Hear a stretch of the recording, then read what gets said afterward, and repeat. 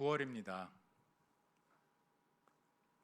제가 한국 오기 전에는 9월에 대한 기대가 좀 있었습니다. 9월에 들어서면 이제 슬슬 긴팔을 꺼내 입어도 되겠지.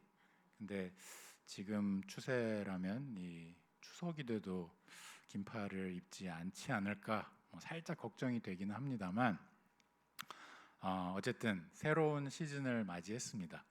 새 달을 맞이해서 매일 우리가 이제 묵상하는 이 본문도 이제 새 책으로 들어섰습니다. 그래서 새벽 말씀을 묵상하고 계신 분들은 이미 아시겠지만 참 많은 분들의 사랑을 받는 서신서 로마서를 우리가 이제 들어왔습니다. 그래서 바울이 로마 교인들에게 보내는 이제 편지글인데요. 사실 말이 길게 필요가 없는 책 아닙니까? 정말 많은 분들이 내가 제일 좋아하는 말씀 어디 있습니다 이렇게 이야기할 때 로마서의 말씀을 참 많이들 인용을 하시고 많은 목회자들의 삶을 완전히 뒤바꿔 놓은 책이기도 합니다. 그래서 여러분들 잘 아시는 이 성 어거스틴이라 불리는 이 고백록을 쓴 이 분께서는 젊은 시절에 한참 이제 죄가 정말 방탕한 젊은 시절을 보냈는데요. 그렇게 한참 죄에 빠져 있었을 때 어디선가 밖에서 그것을 들고 읽으라, 그러니까 성경책을 읽으라는 이 어떤 아이의 목소리가 들렸대요. 그래서 무작정 집어들고 읽기 시작했는데 그게 로마서 13장이었습니다. 13장 14절에 오직 주 예수 그리스도로 옷 입고 정욕을 위하여 육신의 일을 도모하지 말라. 참 놀랍죠? 방탕한 삶을 살고 있는 그 한가운데 갑자기 들린 소리로 집어들고 읽었는데 딱 이 본문을 읽고는 전혀 다른 삶을 회심하면서 예수님께 나아가면 그렇게 살았다고 합니다. 또 마틴 루터는 어떻습니까? 저희가 잘 아는 이 종교개혁의 불을 지핀 인물 아닙니까? 하나님의 공의를 그가 생각할 때마다 항상 공포와 두려움에 휩싸였다 이렇게 고백을 합니다. 그래서 하나님의 공의라는 이 말 자체를 너무너무 싫어했다고 합니다. 그런데 로마서를 묵상하면서 특히 오늘 본문에 포함되어 있는 이 로마서 1장 부분을 묵상하면서 오직 의인은 믿음으로 말미암아 살리라 이 말씀을 읽으면서 그동안 하고 있던 고민, 이 마틴 루터가 하는 고민은 내가 하나님 앞에 경건의 삶을 열심히 살고 있는데 한계가 보이는 거죠. 어디까지 내가 해야 하나님의 마음에 드는 것일까? 어디까지 내가 해야 공의로우신 하나님 앞에서 그래도 서 있을 수 있을까? 아무리 봐도 하나님 앞에 패역한 자밖에 될 수가 없거든요. 아무리 열심히 노력을 해도. 그런데 이 말씀을 읽으면서 하나님의 공의는 선물로 주어지는 것이구나. 이것을 발견하면서 그 마음 가운데 자유함을 얻었다고 합니다. 많은 사람들에게 이처럼 참 중요한 본문으로 다가왔던 이유 중에는 이 서신서가 복음의 정말 엑기스 같은 내용을 아주 압축적으로 또 신학적으로는 아주 심도 있게 다루고 있기 때문일 겁니다. 그런데 그냥 무슨 신학서적처럼 막 어렵기만 한 책이 아니고요. 동시에 아주 실천적이고요. 목회적이기도 합니다. 그래서 읽는 우리들로 하여금 참 많은 은혜와 감명을 주는 것 같습니다. 9월부터 이제 10월 중순까지 저희가 한 달 반 정도 이 책을 묵상하게 될 텐데 우리의 앞선 이 신앙 선배들에게 이런 엄청난 전환점과 같은 그런 은혜가 있었던 것처럼 우리에게는 그보다 더 큰 은혜가 있기를 간절히 기도합니다. 오늘은 이제 로마서 1장 전체를 제가 본문으로 잡았는데 사실은 이 에스겔서 앞에서 우리가 묵상하다 에스겔서처럼 이렇게 이야기가 있는 그런 책이 아니기 때문에 사실 이렇게 크게 본문을 잡았을 때 디테일한 부분들을 다 볼 수는 없습니다. 시간 관계상 어느 부분은 좀 더 집중해서 보고 어느 부분들은 좀 그냥 넘어가야 되는 부분들이 있는데 다루지 못한 부분들이 있을 겁니다. 근데 혹시 그런 부분들이 아쉬우시면 저희가 새벽에 이 더 작은 단위의 본문들로 이거를 다루고 있기 때문에 새벽 설교들 동영상을 보시면서 좀 도움을 얻으시기 바랍니다. 자, 지금 로마서 저희가 지금 1장을 읽었는데 이 사도 바울의 지금 마음이 어떻습니까? 슬픕니까? 굉장히 들떠 있죠. 안 느껴지세요? 느껴지시죠? 지금 사도 바울은 정말 막 굉장히 업돼 있어요. 지금 몸은 로마로부터 멀리 떨어져 있지만 마음은 벌써 지금 거기 가 있습니다. 11절 한번 보실까요? 내가 너희 보기를 간절히 원한다. 13절 형제들아 내가 여러 번 너희에게 가고자 한 것을 너희가 모르기를 원하지 아니하노니 이렇게 이야기를 하죠. 그런데 13절 마지막에 보면 지금까지 그 길이 막혀서 여러 번 내가 시도를 했지만 못 가한 거지 너희에게 가기를 내가 지체하고 있는 것이 아니다 이렇게 설명을 합니다. 그리고 이미 아직 본 적도 없는 이 로마 교인들을 위해서 기도도 하기 시작했습니다. 9절을 보시면 항상 내 기도에 쉬지 않고 너희를 말한다. 이 9절 말미에 나와 있지 않습니까? 그러니까 이 사도 바울의 지금 마음을 여러분들이 이걸 좀 느끼시면 이 본문이 조금 더 유기적으로 하나의 형태로 좀 보이실 수가 있을 거예요. 지금 사도 바울은 무척 그 마음 가운데 이 로마 교인들 곁으로 가고자 하는 그 열망 때문에 굉장히 업돼 있습니다. 자, 그런데 왜 이 사도 바울이 로마의 교회로 가려고 이토록 열망을 하면서 이렇게 기도를 하면서 아직 본 적도 없는 일면식도 없는 사람들을 위해서 마음을 쓰고 있습니까? 첫 번째 이유로는 피차 안위함을 받기 위함이라 이렇게 바울이 이야기합니다. 11절 12절 한번 보실게요. 11절 보시면 내가 너희 보기를 간절히 원하는 것은 어떤 신령한 은사를 너희에게 나누어 주어 너희를 견고하게 하려 함이니 이는 곧 내가 너희 가운데에서 너희와 나의 믿음으로 말미암아 피차 안위함을 얻으려 함이라 이렇게 이야기합니다. 자, 읽는 저희들에게는 굉장히 좀 의외의 그런 대답입니다. 왜 바울이 가길 원하는가 하는데 지금 바울의 아주 짤막한 대답으로 요약을 하자면 서로 좋은 영향력을 미치기 위해서 서로 그것을 받기 위해서라는 것이죠. 그러니까 우리가 생각하는 사도 바울은 당연히 무조건 이들한테 주러 가야 될 것 같은데 그게 아닌 겁니다. 바울의 대답은 상호 보완적인 유익과 안위를 위함이다 이렇게 대답을 합니다. 자, 우리가 선교지로 가시는 이 선교사님들을 생각할 때 이 자리 가운데도 한 분 앉아 계시죠. 근데 선교사님들 생각할 때 무조건 그냥 다 퍼다 주러 간다고 생각을 하기 쉽습니다. 선교의 사명을 하나님으로부터 부르심을 받고 그 지역 가운데 들어가서 본인의 어떤 문화와 언어와 다른 그 지역으로 가서 그렇게 복음을 전달하는 자로 간다는 것, 그것은 정말 하나님의 아주 특별한 부르심이 있는 게 맞기 때문에 우리가 그렇게 생각을 하곤 합니다만 실상은 가서 섬기게 되는 성도들 또는 가서 복음을 전하게 되는 그 대상들을 통해서 굉장히 많은 것을 받는 것 같습니다. 여기에 이제 신자의 공동체, 그러니까 말하자면 교회에 아주 놀라운 특징이 담겨져 있는데요.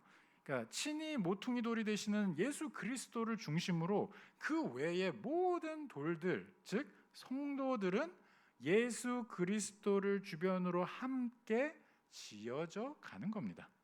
그러니까 목회자도 여기에서 예외가 아니고요, 선교사도 여기서 예외가 아니고 직분자도 예외가 아닌 겁니다. 여러분들 제주도로 가시면 이 돌담길이 많이 보이지? 돌담길이라고 하나요? 이 돌담들이 많이 보이죠. 굉장히 낮은 돌담들이 보이는데 보시면 이렇게 잘 이렇게 정교하게 막 깎아서 이렇게 같이 놓은 돌들이 아니고요. 그냥 그 돌 있는 상태 그대로 갖다 놓은 것 같은데 참 희한하게 그것들이 이렇게 잘 이렇게 맞아서 또 하나의 이 담을 형성하고 있어요. 근데 그 담을 보면서 좀 여러 가지 생각을 하게 됩니다. 그 담을 보면 그 돌들 중에 똑같이 생긴 돌은 하나도 없어요.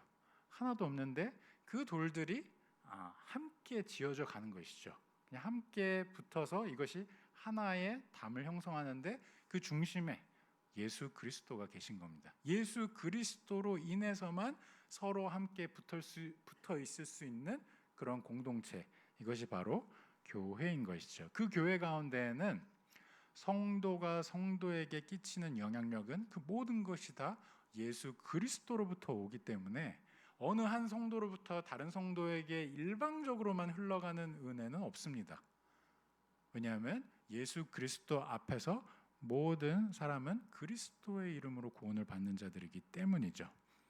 때로는 먼저 된 자가 나중이 되기도 합니다. 그래서 나이나 신앙의 연륜의 서열도 딱히 있는 게 아닙니다. 물론 신앙의 연배가 많은 분들이 좋은 경험을 바탕으로 또 좋은 교훈을 후대 신앙인들에게 할 수 있는 것이 사실이지만, 때로는 나중된 자가 먼저가 되어서 초신자를 통해서 30년 넘은 신앙생활을 해온 그 성도가 선한 영향력을 받고 거기서 배우기도 하고 또 거기서 하나님 앞에 엎드리게 되기도 합니다. 또 때로는 아이들을 통해서 아이들이 오히려 복음의 통로가 되어서 부모가 거기서 감격하여서 하나님 앞에 나오게 되기도 합니다. 교회는 결국 머리 되시는 예수 그리스도 외에는 모두가 그에게 은혜로 접붙임을 받은 가지들이기 때문에, 그런 가지들로 구성되어 있는 공동체가 교회이기 때문에 그런 것입니다. 바울이 밝히는 이제 두 번째 이유, 이 로마 교인들을 만나기를 그렇게 열망하는 두 번째 이유는 복음을 전하기 위해서라고 이야기합니다. 15절 보실까요? 그러므로 나는 할 수 있는 대로 로마에 있는 너희에게도 복음 전하기를 원하노라. 자, 이것도 좀 의외죠? 아니, 복음이 이미 들어가 있는, 그래서 교회가 된 로마 교회 아닌가요? 근데 이어서 바울이 하고 있는 16절의 말이 힌트가 됩니다. 내가 복음을 부끄러워하지 아니하노니. 새벽 본문에서도 이 부분에 대해서 좀 내용을 다뤘는데, 여기 지금 부끄러워하다라는 이 말은 사실 불편해한다, 거슬린다, 모욕적이기까지 하다, 이런 뜻입니다. 그래서 여러분들에게 묻고 싶습니다. 여러분들은 복음이 불편하십니까? 복음이 귀에 항상 편안하게 들리십니까? 복음의 말뜻은 뭐죠? 복음의 말뜻은 여러분들 아시는 것처럼 좋은 소식 아닙니까? 굿 뉴스, 좋은 소식이죠. 그러면 좋은 소식이면 들으면 한없이 좋아야 할 것 같죠. 그렇죠? 좋은 소식을 들으는데 막 마음이 불편할 이유가 없을 것 같잖아요. 근데 사실 복음 자체가 이렇게 술술술술 다 받아들여지는 거면 진작에 세상에 복음이 다 퍼지고 다 퍼졌겠죠. 그리고 이제 예수님께서 오셨을 것 같아요. 하지만 복음은 결코 귀에 듣기에 편안한 내용들이 아닙니다. 듣는 마음에 엄청난 부담과 찔림과 꺼려지는 것들이 가득한 것이 사실 복음입니다. 죄인이라면 말이죠. 죄인의 귀에 복음은 정말로 너무너무 꺼려지는 겁니다. 고린도전서 1장 18절을 보시면 1장에 이제 18절과 22절부터 24절 내용을 같이 읽어드리겠습니다. 십자가의 도가 멸망하는 자들에게는 미련한 것이요 구원을 받는 우리에게는 하나님의 능력이라. 또 이어서 22절 24절에는 이렇게 이야기를 합니다. 유대인은 표적을 구하고 헬라인은 지혜를 찾으나 우리는 십자가에 못 박힌 그리스도를 전하니 유대인에게는 거리끼는 것이요 이방인에게는 미련한 것이로되 오직 부르심을 받은 자들에게는 유대인이나 헬라인이나 그리스도는 하나님의 능력이요 하나님의 지혜니라. 아멘.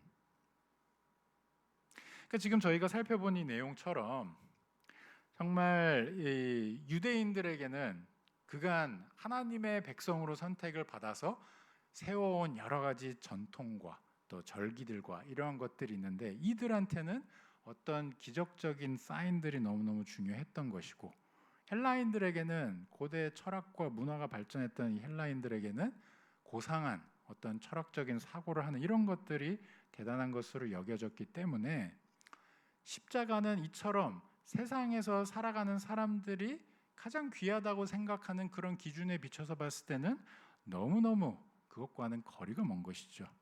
유대인에게는 거리끼는 것이고 이방인에게는 이것처럼 미련한 것이 없는 겁니다. 십자가에 못 박히신 예수 그리스도를 전한다는 게. 십자가 가운데서 가장 수치스러운 모습으로, 오히려 가장 강력한 모습으로 유대인의 왕이라고 드러내야 할 것 같은 그 분이 십자가 가운데서 가장 약한 모습으로, 가장 처참한 모습으로 그렇게 돌아가신 것, 그렇게 죽으신 그것이 복음이라고 전하는, 이게 얼마나 어이없는 일이었겠습니까? 그런데 이것이 바로 하나님의 능력이라고. 그 자리 가운데 죽으신 예수 그리스도가 하나님의 능력이요, 그 죽음을 이기고 3일 만에 부활하신 그 역사가 또한 하나님의 능력이요, 그 모든 것을 마치시고 하늘로 오르셔서 하나님 우편에서 우리를 위해서 중보하시는 지금까지 이어지는 이 역사가 하나님의 능력이라고 복음은 증거하고 있습니다. 자, 그런데 이 복음이요, 이처럼 하나님의 능력으로만 설명이 될 수 있는, 우리의 이성을 넘어서는 이 하나님의 능력으로만 설명될 수 있는 이 복음이 처음 회심해서 예수 그리스도를 알게 된 그 순간에만 필요한 것이 아닙니다. 이 땅을 살아가는 내내 끊임없이 필요한 것이 복음입니다. 단 한순간도 예수 그리스도의 십자가가 우리의 기억에서 흐릿해지면 우리는 신자로서 이 땅 가운데 서 있을 수가 없습니다. 어쩌면 이 로마 교회 가운데에는 복음의 기억이 흐릿해지는 그런 상황들이 발생하고 있었는지도 모릅니다. 유대인들과 헬라인들이 자기들이 받아들인 그 복음이 오직 예수 그리스도의 능력이라는 것을 잊어버리고 그들 사이에 뭔가를 더 앞세우는 갈등이 생기기 시작한 것이죠. 또한 이 믿는 자들 사이에 조금 더 신앙의 연륜이 있는 자들이 나는 이렇게 열심히 율법을 지키고 있어, 이런 마음 때문에 자만심이 팽배해져서 마치 자신이 스스로 예수 그리스도로부터밖에 올 수 없는 그 의의를 스스로 세울 수 있는 것처럼 착각을 하면서 그렇게 살아가고 있었던 그런 모습들이 있었던 것이죠. 그래서 13절을 보시면 바울이 바라는 것은 무엇이냐, 지금 이렇게 오는 이유가 무엇이냐, 열매를 맺게 하려 함이로되, 이렇게 설명하는데, 이거를 조금 더 이 원어에 가깝게 해석을 하자면 수확을 거두러 온다는 뜻입니다. 수확을 거두러. 그러니까 이제 추수의 시기가 되었는데 그것을 거두러 온다는 겁니다. 근데 그 대상의 1순위가 복음의 열매가 맺히는 것을 지금 보려고 하는데, 성령께서 맺히게 하는 그 열매를 보려고 하는데, 그 1순위가 복음을 모르는 이방인들을 언급하기 전에 로마에 있는 너희 중에서, 이렇게 이야기합니다. 여기 있는 성도들 중에서 이 열매를 보길 원한다, 이렇게 명시를 하고 있는 것이죠. 그러니까 로마 교회에도 지금 복음이 이미 들어가 있지만 그 복음대로 살아가는 그 성도들의 삶의 모습에 이미 복음은 기억 저편에 어디선가 사라져 있고, 습관적으로 해오던 율법적인 행위들, 어떤 의식들, 그러한 것들을 붙잡고 나아가는 그런 모습들이 있었던 겁니다. 또한 헬라의 영향을 받아서 오히려 반대쪽에 서서 이러한 것들은 다 필요 없고 오로지 스스로가 생각하는 고상한 것들을 교회 안까지 끌고 들어와서 그것이 마치 복음인 양 말하고 다니는 사람들이 있었던 것이죠. 사랑하는 우리 성도 여러분, 한샘교회라고 이 로마 교회와 완전히 다른 예외는 아닙니다. 감사하게도 우리 한샘교회는 43년의 전통이 있습니다. 신앙을 쌓아온 그 시간들이 있고, 정말 그 가운데 하나님께서 부어주셨던 수많은 은혜들이 있고 역사가 있습니다. 하지만 그 어떤 새로 개척된 막 생긴 교회 못지않게, 아니 어느 선교지 못지않게 이 한샘교회는 복음의 선포가 절실한 곳입니다. 우리의 삶의 면면을 보면 우린 정말 복음이 너무너무 절실하게 필요한 사람들입니다. 이것을 깨닫는 자들이 하나님의 은혜를 아는 자들 아닙니까? 내가 단 한순간도 나의 의로 설 수 없다는 것, 우리가 매주 6일간 세상 가운데 들어가서 살면서 항상 겪는 것 아닙니까? 계속 주님의 그 백성으로 살기를 너무너무 열심히 치열하게 살려고 하지만 때로는 넘어지기도 하고 때로는 연약해서 쓰러지기도 하고 그러한 전철들을 반복합니다. 그런데 그 전철들을 반복하는 게 어떤 한심한 모습이 아니고 어떤 의미 없는 허무한 것이 아니라 이것이 의미가 있는 하나님 앞에서 귀한 삶이 되는 이유는요, 바로 우리 안에 복음에 대한 믿음이 있기 때문입니다. 예수 그리스도로 인해서 나의 삶의 모습은 비록 무척이나 연약한 모습이지만 나의 의로 하나님 앞에 나아간 것이 아니요 이미 예수 그리스도의 은혜 가운데 나는 모든 것을 받았기 때문에 담대하게 주님 앞에 나아가서 예배하고 이 땅 가운데 6일간 세상 속에서 그리스도의 자녀로 열심히 사는 겁니다. 부족하지만 넘어지지만 그게 아무런 문제가 되지 않는 것이죠. 그리스도의 은혜를 알기 때문에. 그래서 한샘교회 설교단에는 늘 복음이 선포되어야 하고요. 우리의 모든 모임 가운데는 늘 하나님의 말씀이 중심이 되어서 우리 안에 성령의 열매들이 가득 맺히는 그러한 역사가 너무너무 필요한 것입니다. 이것이 우리가 올 한 해 남은 시간 걸어가는 그 길이 되길 바라고요. 아니, 이 교회가 서 있는 그 모든 시간들 가운데 하나님께서 은혜를 주사 항상 복음을 중심으로 나아가는 우리 한샘교회가 되기를 간절히 기도합니다. 자, 복음 전파의 대상에는 물론 로마 교회 교인들을 넘어선 아직 복음을 듣지 못한 이방인들도 포함이 되어 있습니다. 로마 교인들만 언급하지 않고요. 바울이 14절에 이것을 표현하고 있는데, 근데 조금 그 표현이 좀 재밌습니다. 헬라인이나 야만인이나 지혜 있는 자나 어리석은 자에게 그 뒤에 하는 표현을 보시죠. 내가 빚진 자라. 바울이 얘기합니다. 내가 이 자들에 대해서 나는 빚진 자라. 아니 지금 바울이 아까 이 로마 교인들 아직 만난 적도 없다. 이 주변의 사람들은 당연히 또 만난 적이 없겠죠. 이방인들은. 근데 무슨 빚을 지고 있다는 것일까요? 이거에 대해서 팀 켈러 목사님은 이걸 다음과 같이 설명하는데 저도 들으면서 좀 일리가 있다는 생각을 했습니다. 로마에 있는 이 다양한 사람들, 이들이 바울에게 꾼 것이 없으니까, 돈을 꾼 적이 없으니까 이것만 생각하면 진 빚이 없겠죠. 하지만 누군가가 바울에게 이 사람들을 나눠주라고 준 돈이 있다면 아직 그것을 주지 않은 지금 이 상황이 바울에게는 이들에게 빚진 상황이라는 겁니다. 그러니까 무슨 말이냐? 하나님께서 바울에게 은혜를 부어주셔서 사도로 부르시지 않았습니까? 그 과정을 우리가 생생하게 기억하잖아요.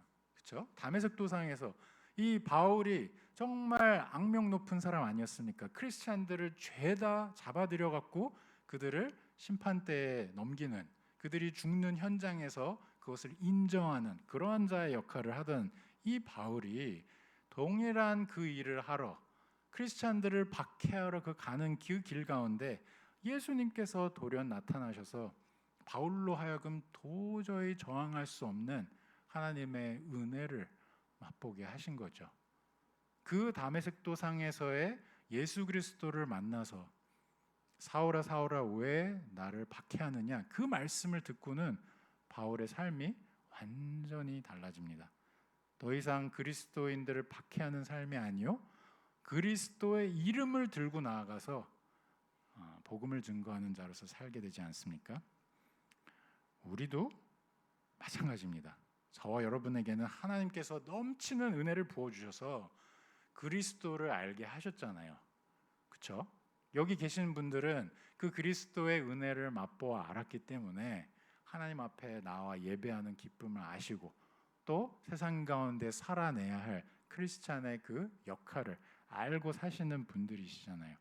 그렇다면 저와 여러분은 우리의 이웃에게, 그리고 아직 그리스도를 알지 못하는 이 과천 지역 가운데 있는 수많은 사람들에게, 또 한국 땅에 있는 수많은 사람들, 전 세계 곳곳에 있는 민족들에게 복음의 빚을 지고 있는 사람들인 겁니다. 다시 말해서 우리의 삶도 바울의 삶이 그랬던 것처럼 우리가 나아가는 곳이 어디든, 가정이든 직장이든 지역 사회든 국가든 선교지든 복음을 전하러 가기 위한 삶이 되어야 한다는 겁니다. 크리스찬의 삶은 그저 주일날 모여서 복음을 듣고 6일간은 그냥 버티고 다시 돌아와서 복음을 듣는 그런 삶이 아니고요. 주일날 받은 은혜를 바탕으로 그 들은 복음을 들고 우리가 거하는 그 영역 가운데 나아가서 복음을 전하고 선포하는 자들인 겁니다. 가서 모든 민족을 제자로 삼아 아버지와 아들과 성령의 이름으로 세례를 베풀고 내가 너희에게 분부한 모든 것을 가르쳐 지키게 하라는 예수님의 명령은 우리 모두를 향한 명령이자 우리 모두가 그리스도의 은혜를 아는 우리 모두가 기쁨으로 살아내야 하는 삶인 것입니다. 자, 그러면 복음을 전하러 이제 6일간 삶 가운데 우리가 나아가야 한다는 것 알겠습니다. 알겠어요.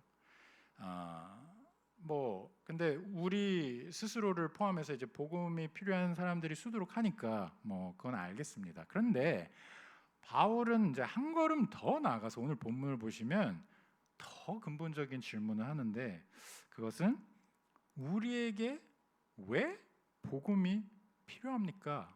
라는 질문입니다. 들고 나가서 전하라는 그 말씀 알겠는데 이 자들이 나를 포함한 이 모든 사람들이 왜 복음이 필요한 사람들입니까? 이 질문을 바울은 오늘 본문 이제 18절부터 3장까지 무려 3장에 걸쳐서 아주 세세하게 설명을 하는데 오늘 본문이 그 시작입니다. 그래서 오늘 본문에 그걸 다 다루진 못하겠지만 한번 오늘 본문의 내용까지만 한번 살펴보도록 하겠습니다. 우리가 복음이 필요한 이유는요, 한마디로 우리의 상태 때문입니다. 우리의 상태, 복음이 너무너무 필요한 상태.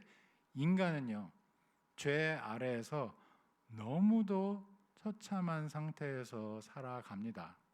이거를 잘 묘사하고 있는 것이 18절 말씀인데요. 하나님의 진노 아래 모든 사람들이 놓여 있는 그 상태를 지금 표현하고 있습니다. 경건하지 않음과 불의로 살아간다고 이렇게 말하고 있죠.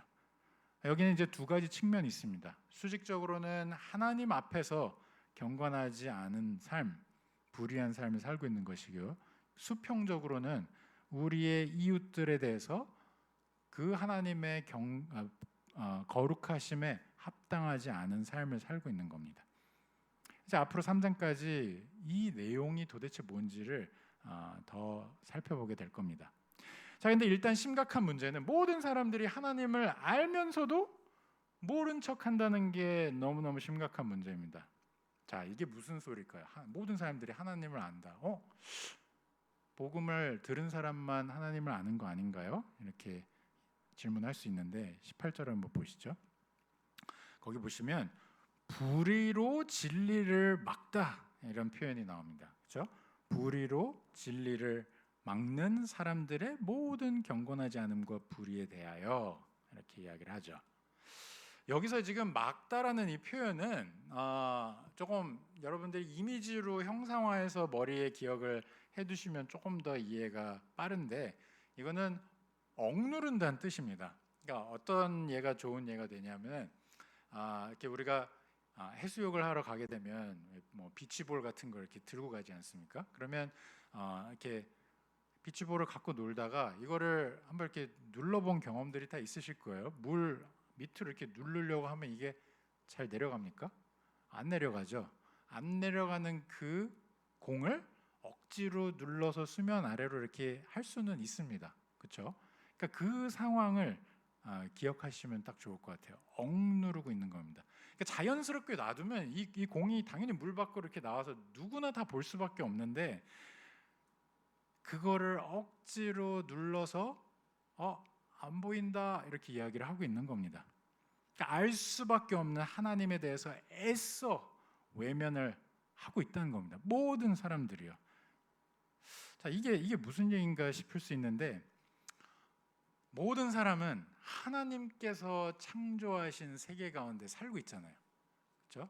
그 얘기는 하나님의 지문이 닿지 않은 영역이 단 하나도 없다는 거예요. 일단 사람부터가 그렇잖아요. 사람이 하나님의 형상대로 지음을 받았잖아요. 그렇죠?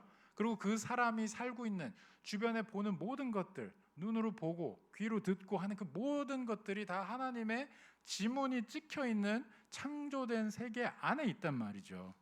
그런데 그 세상 안에 살고 있으면서 하나님이 안 보인다? 이거는 말이 안 된다는 이야기를 하고 있는 겁니다. 이걸 조금 더 구체적으로 표현한 게 19절부터 20절인데요. 이는 하나님을 알만한 것이 그들 속에 보임이라 하나님께서 이를 그들에게 보이셨느니라.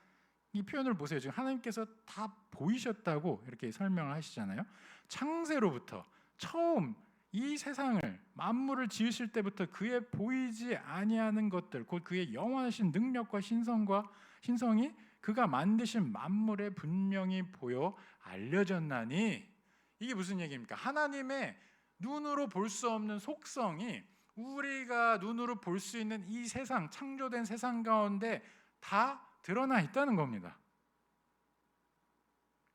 그래서 이 세상에 살고 있는 모든 사람은 핑계를 댈 수 없다, 이렇게 설명하고 있습니다. 하나님께서 스스로를 드러내시는 이거를 계시라고, 그렇죠? 벌써 이렇게 대답이 확 나오네요. 네, 계시라고 하는데 여기에는 이제 두 가지 계시가 있습니다. 하나는 일반 계시라고 우리가 흔히들 이야기를 하는데, 하나님의 그 창조 세계를 통해서 그 안에 살고 있는 사람들에게 하나님을 스스로 드러내시는 것, 이거를 일반 계시라 합니다. 그러니까 말하자면 저희가 뭐 아주 쉬운 예는 뭐 설악산이나 한라산이나 이런 좀 높은 산을 가서 딱 올라가서 등산을 해서 이렇게 밑을 내려다 보면 와, 막 세상이 막 너무 아름답지 않습니까? 이게 와, 이러한 장관을 도대체 누가 이렇게 만들 수 있을까? 이런 생각을 할 수밖에 없잖아요. 그러면 당연히 창조주에 대해서 생각을 할 수밖에 없다는 것이죠. 왜냐?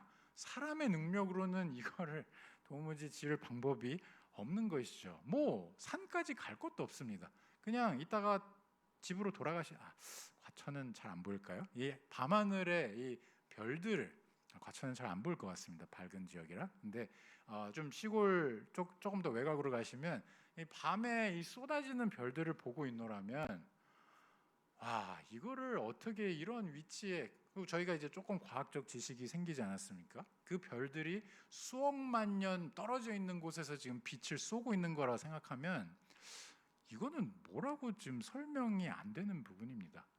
이 시점에 수억 년 전에 저 별들을 통해서 쏴진 그 빛이 지금 내가 이 순간 이걸 한 장면으로 보고 있다? 이건 너무너무 놀라운 겁니다. 그래서 이러한 것들을 보면서 와, 정말 창조주가 계시고 하나님의 손길이 이런 거구나라고 느낄 수밖에 없는데, 이게 비단 멋있는 이런 장관만을 볼 때가 아니고 모든 우리가 살면서 보는 모든 피조물들 통해서 이것이 확인이 된다는 겁니다. 안타깝게도 자연스럽게 볼 수밖에 없는 이것을 다 놓치고 있는 처참한 상황 가운데 있는 것이 죄 아래 놓인 인간이라는 뜻입니다. 자, 그러면 인간은 하나님이 지으신 이 놀라운 세계에 살면서 하나님을 외면하면서 그럼 도대체 뭘 하고 앉아 있는 거냐? 이 질문을 할 수밖에 없죠. 아니, 눈만 돌리면 모든 게 하나님의 지문이 찍혀 있는데 도대체 뭘 하고 있길래 그걸 못 보느냐? 그걸 설명하고 있는 게 이제 21절부터 23절 내용인데요. 보시면 하나님을 알되 하나님을 영화롭게도 아니하며 감사하지도 아니하며 오히려 그 생각이 허망하여지며 미련한 마음이 어두워졌나니. 22절 스스로 지혜 있다 하나 어리석게 되어. 23절 썩어지지 아니하는 하나님의 영광을 썩어질 사람과 새와 짐승과 기어다니는 동물 모양의 우상으로 바꾸었느니라. 한마디로 요약하면 우상 숭배하고 있는 겁니다. 이 놀라운 광경 안에 있으면서 이거 다 외면하고, 참 그게 더 기적적인 것 같습니다. 이걸 다 외면하고 우상을 바라보고 있는 것, 얼마나 어리석습니까? 근데 이게 죄 아래 놓인 모든 인류의 상태인 겁니다. 하나님의 형상대로 지음받은 인간이 창조주 대신에 지금 아무런 가치가 없는, 예배할 가치가 없는 피조물을 마치 신인 것처럼 섬기고 있으니, 이게 비단 그냥 어떤 신이라고 만들어 놓은 대상만 이야기하는 것이 아니고요, 우리가 살면서 거기에 쏟는 마음과 생각과 시간과 이것이 압도적인 그 모든 것이 다 이 우상이 되는 겁니다. 그래서 파스칼은 이렇게 말한 적이 있습니다. 사람 각자의 마음에는 하나님만이 채우실 수 있는 하나님 모양의 빈자리가 있습니다. 근데 어떤 피조물도 그것을 만족시킬 수 없고 오직 창조주 하나님께서만, 곧 예수 그리스도를 통해 알게 된 하나님만이 채우실 수 있습니다. 이 말을 참 들으면서 정말 사람은 늘 뭔가 예배할 대상을 찾고 있구나, 쉬지 않고. 예수 그리스도를 만나지 못한 그래서 유일하신 하나님, 삼위일체 하나님을 예배하지 않는 자라면 결국에는 무언가를 만들어서, 우상으로 만들어서 예배하고 있다는 겁니다.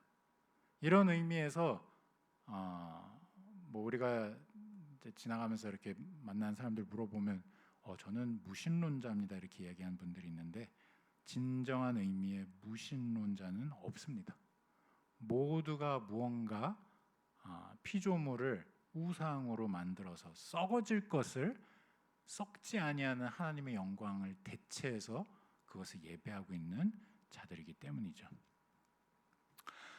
자, 그래서 이러한 인간의 상태를 알고 나면 너무너무 감사할 수밖에 없는 것이, 하나님께서 우리를 그냥 그렇게 우상 숭배에서 파멸하도록 내버려 두시지 않으셨다는 겁니다. 이게 너무너무 감사한 것이죠. 24절 25절 한번 보실까요? 그러므로 하나님께서 그들을 마음의 정욕대로 더러움에 내버려 두사 그들의 몸을 서로 욕되게 하셨으니, 이는 그들이 하나님의 진리를 거짓 것으로 바꾸어 피조물을 조물주보다 더 경배하고 섬김이라. 주는 곧 영원히 찬송할 이시로다. 아멘. 지금 여기 보시면 우리가 지금 앞에서 이야기한 정말 인간의 그 정욕대로, 인간이 하고 싶은 대로, 인간이 갖고 있는 그 마음에 하나님으로밖에 채워질 수 없는 그 빈자리를 하나님은 받아들이기 싫고 엉뚱한 것으로 계속해서 채우려고 할 때, 결국에는 그 정욕대로 내버려 둔다면 그 길은 파멸밖에 없다는 것을 지금 이야기하고 있지 않습니까? 그런데 그 파멸의 모습이 너무너무 끔찍합니다. 피조물을 조물주보다 더 경배한다, 이 이야기를 하고 있습니다. 이 하나님의 심판을 우리가 생각할 때, 우리는 보통 우리가 한 어떤 잘못에 대해서 하나님께서 벌을 내리신다, 이런 개념으로만 생각을 하는데, 사실은 진정한 심판의 개념은 하나님께서 가만 놔두면 알아서 저 파멸의 길로 전력 질주하는 우리를 그냥 내버려 두시는 겁니다. 역으로 이야기하면 하나님의 은혜라는 것은 가만 놔두면 그렇게 전력 질주해서 파멸할 우리들을 그렇게 되지 않도록 붙잡아서 그 방향을 거꾸로 돌리셔서 파멸로 향하는 것이 아니라 그리스도로 향하게 하신 것이 은혜인 것이죠. 이러한 은혜가 없을 경우에는 어떤 현상들이 일어나는지 몇 가지 예를 여기 적어 놓는데, 오늘 사실은 이 본문도 좀 자세히 볼 필요가 있습니다만 오늘은 거기까지 못 갈 것 같고요. 26절, 27절을 보시면 이제 순리를 따르지 않은 남자와 남자의 관계, 또 여자와 여자의 관계가 드러나 있습니다. 그래서 쉽게 얘기하자면 이제 동성애에 대한 부분이 표현이 되어 있는 것인데, 요즘 뭐 한국 사회도 이제 이것이 굉장히 큰 이슈가 된 지 오래죠. 음, 크리스찬으로서 우리가 분명히 해야 할 것은 하나님의 말씀이 가르쳐 주는 대로 우리가 이해를 하는 것입니다. 이 현상에 대해서. 근데 하나님께서 말씀하시기로는 이것은 인간의 정욕대로 내버려 두어서 그렇게 벌어진 현상이기 때문에 분명히 죄입니다. 죄악입니다. 이것을 죄악인데 죄악이 아닌 것처럼 어떤 정신적인 그냥 현상인 것처럼 막 어떻게든 포장을 하려고 하는 것은 하나님의 뜻대로 세상을 보는 것이 아닙니다. 하지만 동시에 우리가 알아야 할 것은 마치 이것만이 죄악인 것처럼 우리가 생각을 하면 안 되겠습니다. 무슨 이야기냐? 동성애에 대해서만 그렇게 막 핏대로 올리면서 막 정죄하듯이 이야기를 하면서 정작 우리 삶에 너무너무 많은 여러 가지의 죄악들, 오늘 본문의 후반부에 나오지 않습니까? 29절, 30절 쭉 보시면 불의, 추악, 탐욕, 악의, 시기, 살인, 분쟁, 사기, 악독, 수군수군하는 것, 비방하는 것, 이거 읽으시면서 나랑은 관계없네 할 수 있는 분 아무도 없습니다. 우리가 이러한 죄악들은 마치 그냥 이런 거는 뭐 괜찮고, 그렇지만 동성애는 막 이렇게 하면서 이야기하는 것은 또한 하나님께서 기뻐하시는 모습이 아닌 것이죠. 우리는 모든 죄악이 하나님의 그 완벽한 거룩하심에 비춰볼 때 다 진노와 심판의 대상이라는 것을 기억하면서 혹여나 우리 주변에 이러한 동성애하는 그런 죄악 가운데 걷고 있는 안타까운 상황의 형제나 자매들이 있다면 이들을 위해서 기도하고 이들이 예수 그리스도께 나올 수 있도록 먼저 사랑을 베풀고 먼저 보듬고, 그것이 죄악이라는 얘기를 하기 전에 먼저 그들을 위해서 마음을 쏟는 그런 참된 성도의 모습이 있어야 할 것입니다. 자, 이제 오늘 본문을 이제 마무리를 해보겠습니다. 오늘 본문은 이제 복음에 대해서 이야기를 하면서 복음이 우리의 삶에 찬란하게 빛나는 것이 될 수밖에 없는 그것을 그 뒤에 펼쳐져 있는 배경을 통해서 우리에게 보게 하시는 그러한 본문입니다. 근데 그 배경이 정말 모든 것을 집어삼킬 만큼 너무너무 어둡습니다. 정말 우리의 상태를 보고 있노라면 아무런 거기에 소망도 희망도 걸 수 없다는 것을 로마서 1장부터 3장에 걸쳐서 우리에게 보여주고 있는 것입니다. 그래서 너무너무 감사한 내용이 오늘 본문의 16절의 내용이 아닌가 싶습니다. 아까도 잠시 저희가 함께 읽어봤지만 복음은 모든 믿는 자에게 구원을 주시는 하나님의 능력이라. 오직 하나님의 능력이라는 것이, 이것은 결국에 우리에게는 단 1%도 0.01%도 지분이 없다는 얘기인데, 그래서 너무너무 감사한 것이죠. 이 배경을 보고 나면 나도 나를 못 믿는 거를 너무 분명하게 확인하기 때문에 나한테 지분이 없다는 것이 너무너무 감사한 겁니다. 모든 그 짐이 그리스도의 어깨에 지워져 있고 그 그리스도께서 십자가를 날 위해서 대신 지신 것이고, 이것의 완성된 사역의 형태를 내가 진리로 알고 있으니 나에게는 더 이상 그 어떤 짐의 무게도 있지 않다는 것, 이게 얼마나 감사하고 귀한 일인지 모릅니다. 그렇다고 대충 살아도 되냐? 그건 또 아니죠. 지분이 없음에도 은혜를 입었다면 더더욱 하나님 앞에 감사하고 더더욱 하나님 앞에 그 은혜 입은 자다운 치열한 삶을 살아야만 하는 것이죠. 바울의 삶이 그것을 증거하지 않습니까? 이 로마서를 쓴 바울이 온갖 숱한 고난을 겪으면서도 오직 표대를 향해서 걸어갔던 그 삶의 경주를 뛰었던 그런 사도 아니었습니까? 그래서 오늘 본문에 이 5절에 이 이야기가 우리에게 그냥 이야기로 들리지 않습니다. 은혜와 사도의 직분을 받아서 그의 이름을 위하여 모든 이방인 중에 믿어 순종하게 하나니, 예수 그리스도의 이름을 위해서 살아가는 은혜 입은 사도로서의 삶을 살고 있는 것, 그 삶은 그 어떤 다른 옵션도 없다는 것, 정말 치열하게 모든 것을 쏟아내는 그 은혜를 아는 자다운 삶을 살아내는 것이라는 것. 근데 이게 억지로 내가 막 나의 열심을 앞세워 사는 것이 아니라 그냥 바울은 입은 은혜에 맞게 거기에 따르는 반응을 하고 있는 겁니다.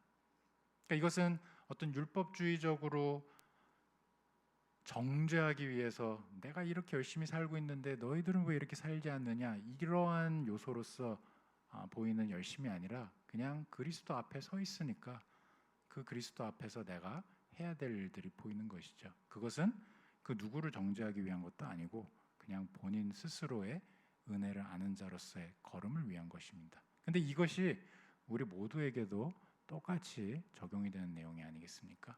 우리의 경건의 삶은 우리 주변의 사람들을 재단하기 위해서 있는 것이 아니잖아요. 그리스도의 은혜가 너무 크기 때문에 이것에 반응하는 나의 걸음을 돌보기 위한 것이지 내 주변의 사람들 재단하라고 있는 것이 아님을 우리는 다시 한번 기억해야 할 것입니다. 그리고 이러한 그리스도의 복음이 오직 하나님의 능력으로만 설명될 수 있는 그리스도의 복음이 모든 믿는 자에게 주어진다는 것. 우리에게는 그 어떤 공로도 없지만 예수 그리스도를 믿는 그 하나로 우리가 그 은혜의 자리로 나아간다는 것, 이게 바로 그리스도인 된 기쁨이 아니겠습니까? 사랑하는 우리 성도 여러분, 우리의 삶에는 세상 어디에서도 찾을 수 없는 가장 큰 기쁨이 있습니다. 그리스도 앞에 마음껏 나갈 수 있는, 하나님 앞에 거할 수 있는 그 기쁨, 이 기쁨이 다른 여타의 그 어떤 것들로 대체되지 않게 그리스도 안에서 깊이 잠잠히 거하십시오. 그 은혜를 알면 그것을 대체할 수 있는 것은 아무것도 없다는 것을 알 수밖에 없습니다. 그것이 우리의 삶이 되기를 간절히 기도합니다. 다 함께 기도하시겠습니다. 하나님 아버지, 감사합니다. 오늘도 하나님의 말씀을 통해서 우리에게 은혜가 무엇인지 가르쳐 주시고, 우리의 상태는 너무나 처참하나 하나님께서 먼저 우리를 사랑하셨기에 우리가 감히 주님을 사랑하는 자들로서 예배의 자리 가운데 서고 기도의 자리 가운데 무릎을 꿇으며 우리의 말씀 묵상의 자리 가운데 하나님의 말씀에 귀를 기울일 수 있음에 너무나도 감사드립니다. 이 은혜를 아는 자들답게 우리의 삶이 펼쳐지기를 간구합니다. 우리 안에 정말로 예수 그리스도의 복음, 그것을 대체할 수 있는 것은 아무것도 없다는 것, 그리스도로 말미암은 기쁨 그 이상의 그 어떤 것도 세상 가운데 없다는 것을 깨달아 알아서 우리 마음에는 여전히 쉬지 않고 우상을 찍어내려고 하는 공장이 돌아가려고 하지만 그 모든 것 위에 주님의 은혜를 덮으사 우리가 하나님만을 경외하는 자들로 서게 하여 주시옵소서. 이번 한 주의 세상 가운데의 삶도 우리가 복음을 들고 나아가서 그 영역 가운데 예수 그리스도의 참된 그 사랑과 또 하나님의 그 속성을 드러내는 우리 삶이 되게 하여 주시옵고, 우리 이웃을 돌아보게 하여 주시옵고, 우리의 삶이 하나님 앞에 기뻐하는 자들로서의 삶이 되게 인도하여 주시옵소서. 모든 말씀 살아계신 예수 그리스도 이름으로 기도합니다. 아멘.